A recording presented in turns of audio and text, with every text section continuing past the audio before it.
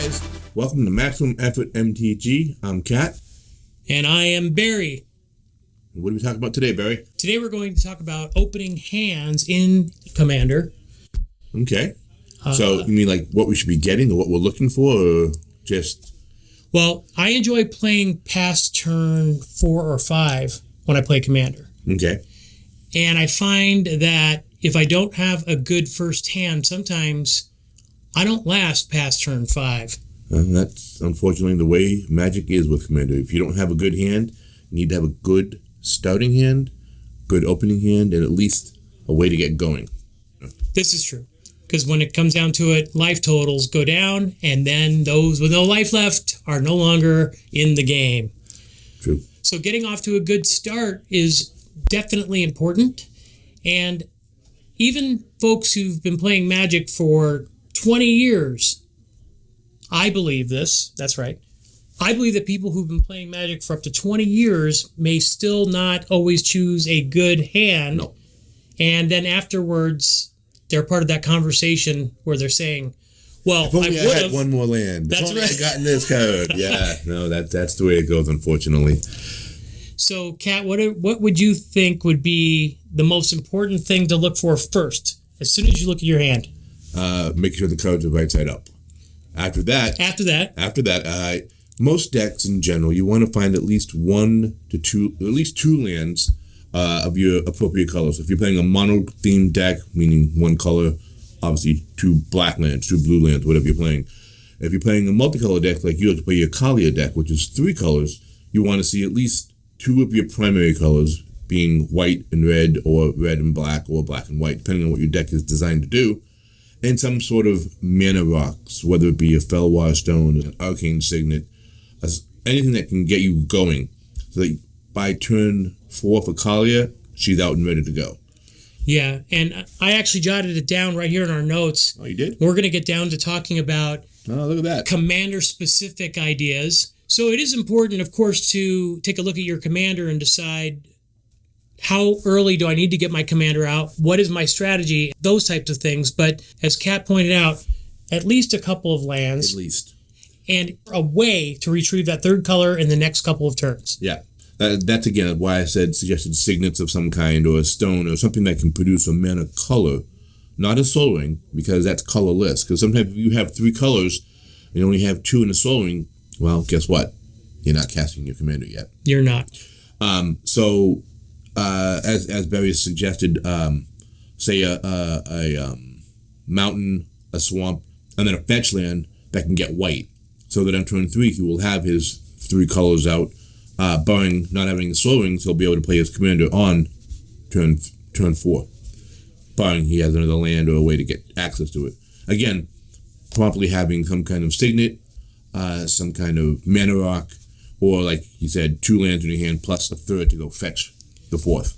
So sometimes what I will do is look at my opening hand, and if I only have 2 lands, and I don't even have any mana rocks, if I have low-cost spells, maybe 1 or 2 mana, and I have a way to possibly loot through my deck or churn through my deck, I might consider keeping that hand. It's possible, yeah. I mean, any hand is really acceptable to keep. It just depends on the deck. So, like, for example, my Goblin deck, 1 land and 1 rock, and I'm done. That's all I need, because everything costs 2. Other strategies for the first hand could include ramp cards that don't cost much. Absolutely. Can you name one? So I will name one that we find constantly, Cultivate. Cultivate's a good one, yeah. Another good one, even people who don't normally play with them, for beginners mainly, but more experienced players won't use them, but cards like Evolving Wild and Terramorphic Expanse, even though they're cards that come into play tapped and tapped land, it helps you, A, get land into play that you need, and B, cycle lands out of your deck. So it meant your deck's a little smaller, you can get to what you need a little faster, like Cultivate, or in other cases, Harrow, or Farseek. Farseek is a real good one. Remember, Farseek does not get forests. Yeah, so Farseek does not get forests, but the neat thing is, if you have a land, for instance, that says Swamp Plains... Yeah, you can get it. As long as it's says plains or swamp, you can go get that one that taps for both. Yep. Just simply by using Farseek, which I think is neat. Yep. Yeah. So, do I keep a 4-land hand? You could. If your commander costs 5 or 6, absolutely keep that 4-land hand. If your commander costs 1 or 2, you have no ramp, you have no rocks, you have no spells you can play, it might not be worthy keeping that 4-land hand. It just depends, again, on the deck and who's playing it and what the deck is supposed to do.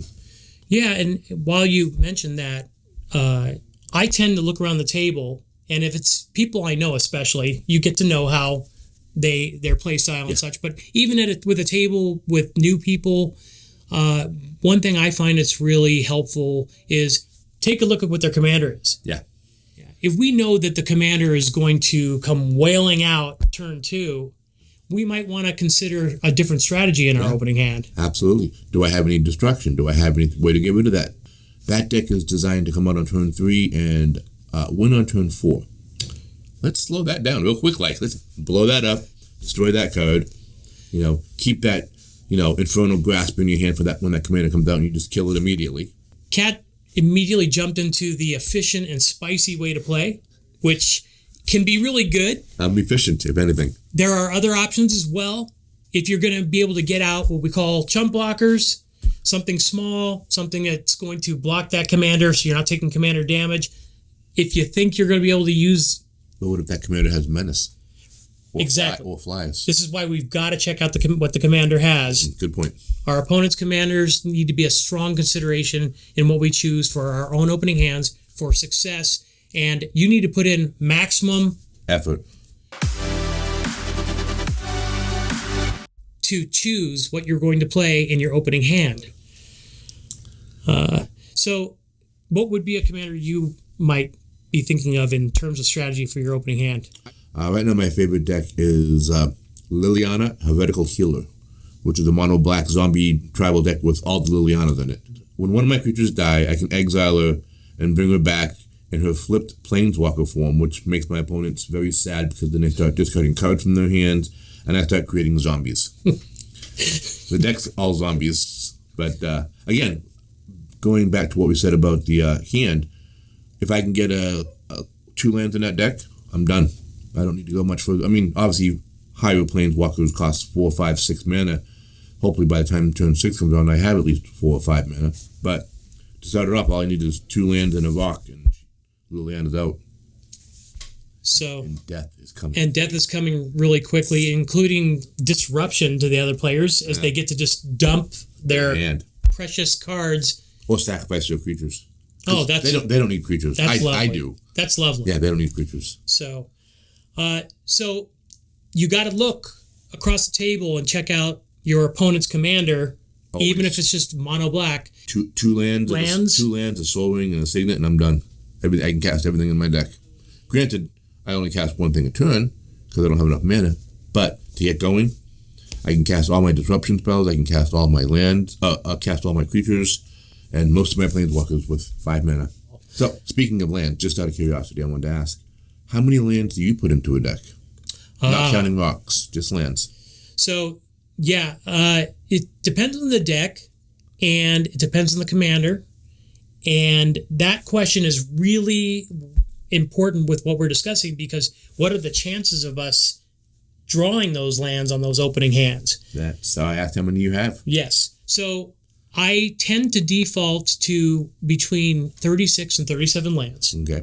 And then I will remove or add as I see fit. Okay.